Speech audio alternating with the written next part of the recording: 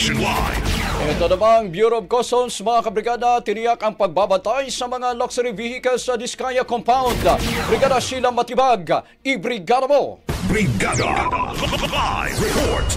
Fully covered at secured umano ang mga binabantayang sasakyan ng pamilya Diskaya. Ito ang sinabi ni Bureau of Customs o BOC Commissioner Ariel Nepomuceno matapos makumpleto ang 28 na luxury vehicles ni Sara at Curly Diskaya. Sa isang panayam, sinabi ni Nepomuceno na wala silang secured warehouse para sa mga sasakyan. Bagaman nasa kustudiya na kasi ng ahensya ang mga mamahaling sasakyan, nasa compound pa rin ito ng mga Diskaya. Kaugnay niyan, idiniin ni Nepomuceno na tiyak ang pagbabantay ng BOC sa nasabing mga vehicles. Hindi rin daw dapat mag-alala na magkakabulungan sa loob ng Diskaya compound. Hindi umano ito mangyayari.